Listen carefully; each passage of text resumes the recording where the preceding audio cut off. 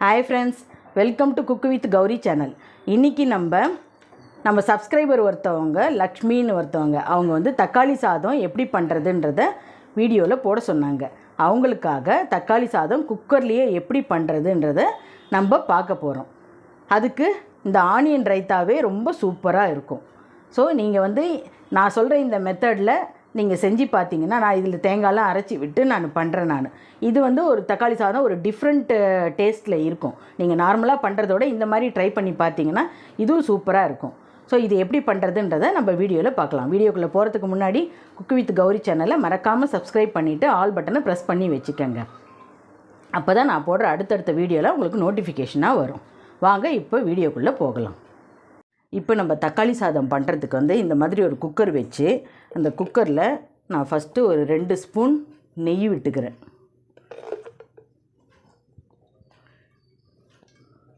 ரெண்டு ஸ்பூன் நெய் விட்டுட்டு அதுலேயே ஒரு 4 ஸ்பூன் அளவுக்கு நம்ம சமையல் எண்ணெய், அவ்வளோதான். இது நல்லா காஞ்சதுக்கப்புறமா நம்ம அதுக்கு தேவையான மசாலாலாம் தாளிக்கலாம். நான் அதுக்கு வந்து இப்போ ஒரே ஒரு இலை, ஒரு துண்டு பட்டை இந்த மாதிரி 2 உடச்சி வச்சுருக்கேன். 2 ஏலக்காய், ஒரு 3 கிராம்பு, அரை ஸ்பூன் சீரகம், அரை ஸ்பூன் சோம்பு இதெல்லாம் எடுத்து வச்சுருக்கேன். இப்போ இதெல்லாம் வந்து நம்ம இந்த எண்ணெயில் போட்டுடலாம். இப்போ இது கொஞ்சம் நல்லா வதங்கி வரட்டும்.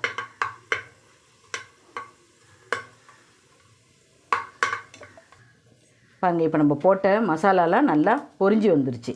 இப்போ இந்த ஸ்டேஜில் நான் வந்து ஒரு 3 பெரிய வெங்காயத்தை இந்த மாதிரி ஸ்லைஸ் பண்ணி வச்சுருக்கேன்.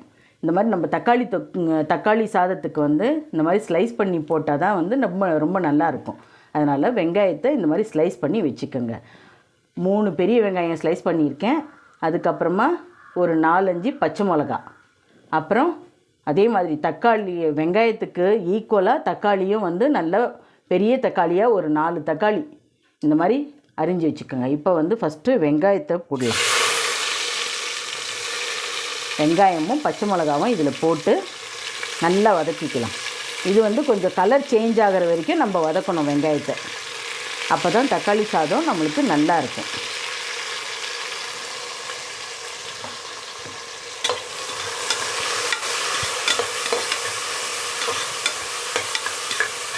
இப்போ இது கொஞ்சம் கலர் சேஞ்ச் ஆகி வர வரைக்கும் நம்ம வதக்கிக்கலாம். இப்போ இந்த வெங்காயம் வதங்கி வர நேரத்தில் இப்போ இதுக்கு வந்து 1 ஸ்பூன் இஞ்சி பூண்டு பேஸ்ட்டு இந்த வெங்காயத்தோடு சேர்த்து அதே நல்லா பச்சை வாசனை போகிற அளவுக்கு நல்லா வதக்கிக்கணும்.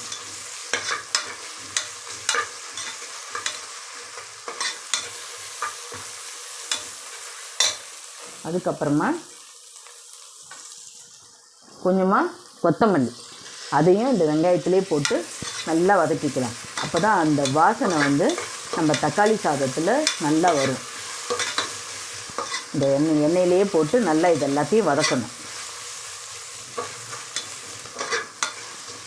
இது இன்னும் கொஞ்சம் நல்லா வதங்கி வரட்டும். அது வரைக்கும் நல்லா வதக்கலாம்.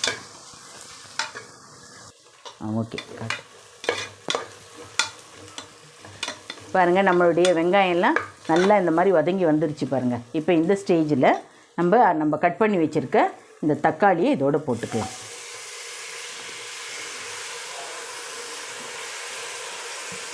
இப்போ இந்த தக்காளி வந்து நல்லா குழஞ்சி வதங்கி வரணும். அந்த அளவுக்கு நல்லா வதக்கணும். அப்போ தான் நம்ம தக்காளி சாதத்தில் தக்காளி வந்து அப்படி அப்படியே வெறுமனே இருக்காது. இது நல்லா குழஞ்சி வரணும். அந்த அளவுக்கு நல்லா இதை வதக்கிக்கலாம். இப்போ இந்த தக்காளி நல்லா குழஞ்சி வர்றதுக்கு நம்ம இந்த தக்காளி சாதத்துக்கு தேவையான பாதி அளவுக்கு உப்பு இப்பயே போட்டு நம்ம வதக்கிக்கலாம். அதுக்கு நான் வந்து 1 ஸ்பூன் அளவுக்கு உப்பு இதில் போடுறேன். சால்ட்டு போட்டு நல்லா வதக்கும்போது தக்காளி நம்மளுக்கு சீக்கிரமாக குழஞ்சி வந்துடும். அதனால் இந்த தக்காளி சாதத்துக்கு தேவையான பாதி அளவு உப்பை இப்போயே போட்டு இதை வதக்கலாம். பாருங்கள், நம்மளுடைய தக்காளிலாம் நல்லா இந்த மாதிரி குழஞ்சி வந்துருச்சு பாருங்கள். இப்போ இந்த தக்காளி சாதத்துக்கு தேவையான மசாலாலாம் இதில் ஆட் பண்ணிக்கலாம். இப்போ மசாலா ஆட் பண்ணும்போது ஸ்டவ் எப்போதும் சிம்மில் தான் இருக்கணும். இப்போ இதுக்கு வந்து நான் 1 டேபிள் ஸ்பூன் அளவுக்கு தனி மிளகாத்தூள் தான் வந்து எடுத்துகிட்ருக்கேன். 1 டேபிள் ஸ்பூன் மிளகாத்தூள், 1/2 ஸ்பூன் கரம் மசாலா, நம்ம ஆல்ரெடி 1 ஸ்பூன் அளவுக்கு உப்பு போட்டிருக்கோம். இப்போது 1/4 ஸ்பூன் அளவுக்கு உப்பு, 1/2 ஸ்பூன் அளவுக்கு மஞ்சப்பொடி. இது எல்லாத்தையும் போட்டு நல்லா இந்த மாதிரி எண்ணெயிலேயே கொஞ்சம் வதக்கி விட்டுடணும். இதை நல்லா மிக்ஸ் ஆகிற அளவுக்கு இதை வதக்கணும். இந்த மாதிரி கலக்கி விட்டுட்டு இப்போ இதில் வந்து நம்ம ஆல்ரெடி தக்காளி நமக்கு புளிப்பு தான் இருந்தாலும் நான் 1/2 ஸ்பூன் அளவுக்கு லெமன் சாறு அதை வந்து நான் இதில் ஆட் பண்ணிக்கிறேன். அதையும் இதோடு சேர்த்து நல்லா கலந்துக்கலாம்.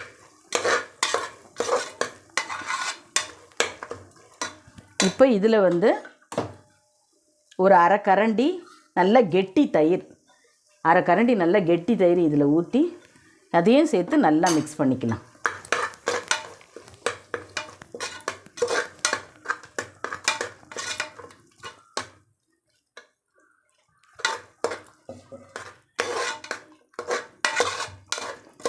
இப்போ இதெல்லாம் போடும்போது நம்மளுக்கு ஸ்டவ்வு சிம்மில் தான் இருக்கணும். அப்போ தான் நம்மளை போடுற மசாலாலாம் கருகாது.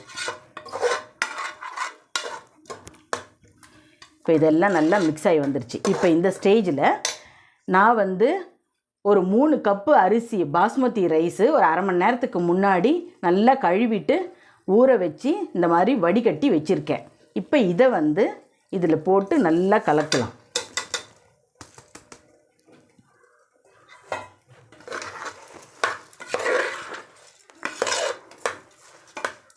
இந்த மசாலாவோடு இந்த அரிசி நல்லா மிக்ஸ் ஆகிற அளவுக்கு நல்லா கலக்கி விடணும். இப்போ இந்த தக்காளி சாதத்துக்கு நான் ஒரு தேங்காவை அரைச்சி ஊற்ற போகிறேன். இப்போ இதுக்கு நான் ஒரு 2 பத்த தேங்காவை இந்த மாதிரி குட்டி குட்டியாக கட் பண்ணி வச்சுக்கிட்டு இருக்கேன். இப்போ இதில் நான் ஒரு 5-6 முழு முந்திரியை சேர்க்க போகிறேன். 5-6 முழு முந்திரியை இதில் சேர்த்துட்டு இதை நல்லா மைய அரைச்சி எடுத்துகிட்டு வந்துக்கணும். முந்திரி வந்து உங்களுக்கு ஆப்ஷனல் தான், வேணும்னா போட்டுக்கலாம், இல்லாட்டி அதை ஸ்கிப் பண்ணிக்கலாம். இப்போ இதை வந்து நல்லா அரைச்சி எடுத்துகிட்டு வந்துக்கலாம். பாருங்க, இது வந்து நல்லா இந்த மாதிரி அரைச்சி எடுத்துகிட்டு வந்தாச்சு. இப்போ நம்மளுடைய அரிசி வந்து எப்படி இருக்குதுன்னு பார்க்கலாம். பாருங்கள், அரிசி நல்லா இந்த தக்காளி வெங்காயம் எல்லாத்தோடு சேர்ந்து நல்லா இந்த மாதிரி மிக்ஸ் பண்ணி விட்டுக்கணும். இந்த மாதிரி மிக்ஸ் பண்ணி நல்லா இதை அதோட ஒன்று சேர்கிற மாதிரி ஒரு 2 நிமிஷம் அப்படியே கலக்கி விட்டுடணும். இது கலக்கி விட்டுட்டு இப்போ இதுக்கு தேவையான அளவுக்கு தண்ணி ஊற்ற போகிறோம். அந்த தண்ணி ஊற்றும்போது நம்ம அரைச்சி வச்சுருக்கோம் பார்த்திங்களா தேங்காய் விழுது, அதோடு சேர்த்து நம்ம அளவு எடுத்துக்கணும். இப்போ இதுக்கு வந்து பாஸ்மதி ரைஸுன்றதுனால 1 கப்பு அரிசிக்கு 1.5 கப்பு தண்ணி. நான் வந்து 3 கப்பு அரிசி போட்டிருக்கேன். அதுக்கு 4.5 கப்பு அளவுக்கு தண்ணி நம்ம ஊற்றணும். அது ஃபஸ்ட்டு நம்ம தேங்காய் வந்து எவ்வளோ இருக்குதுன்னு பார்த்துக்கலாம். தேங்காய் வந்து நமக்கு 1 கப்பு அளவுக்கு இருக்குது. இது ஊற்றிட்டு இதுலேயே வந்து இன்னும் ஒரு 3.5 கப்பு அளவுக்கு தண்ணி ஊற்றலாம்.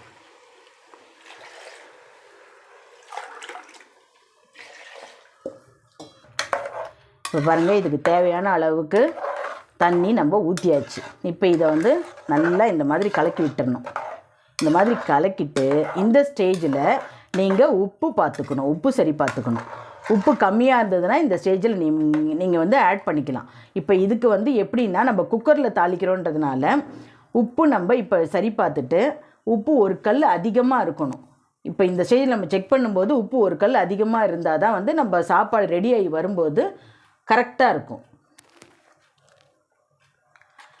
எனக்கு கொஞ்சம் உப்பு பத்தாத மாதிரி இருக்குது, அதனால் நான் இன்னும் ஒரு 1/2 ஸ்பூன் அளவுக்கு உப்பு இதில் ஆட் பண்ணிக்கிறேன்.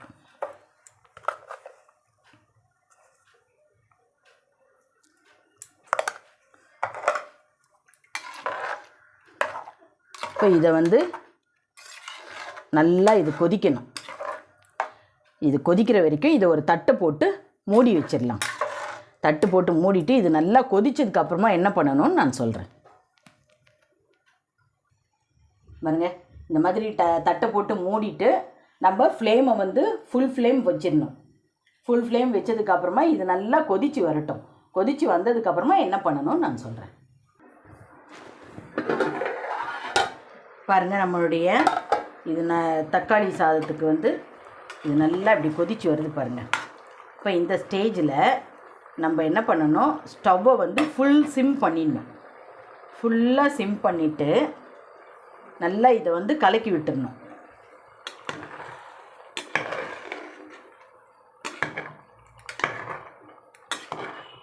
நல்லா இந்த மாதிரி கலக்கிட்டு குக்கர் மூடி போட்டு மூடி விசில் வச்சிடணும். விசில் வச்சுட்டு நீங்கள் சிம்மிலேருந்து ஃபுல் ஃப்ளேம் வந்து நீங்கள் பண்ணவே கூடாது இந்த ஸ்டேஜில். இப்போ இது நல்லா கொதிச்சு வந்துருச்சுல்ல, இப்போ இதை வந்து மூடி போட்டு இப்படி மூடிட்டு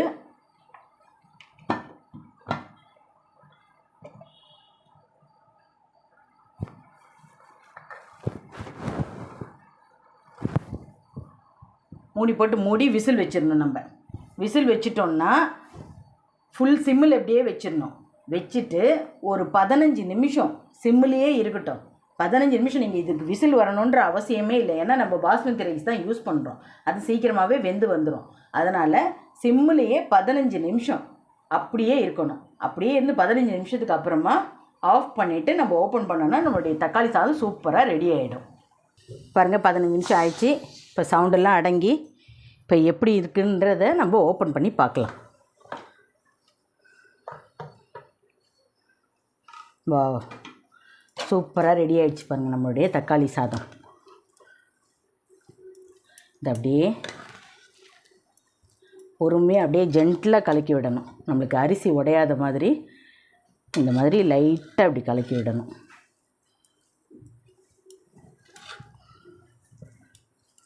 நம்மளுடைய தக்காளி சாதம் சூப்பராக ரெடி ஆகிடுச்சு.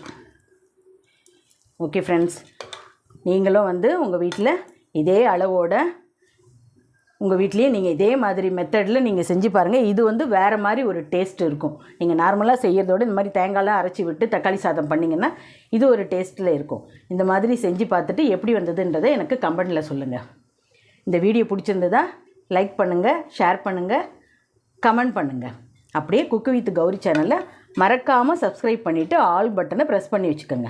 அப்போ தான் நான் போடுற அடுத்தடுத்த வீடியோலாம் உங்களுக்கு நோட்டிஃபிகேஷனாக வந்து சேரும். ஓகே, நம்ம அடுத்த வீடியோவில் பார்க்கலாம். பாய்.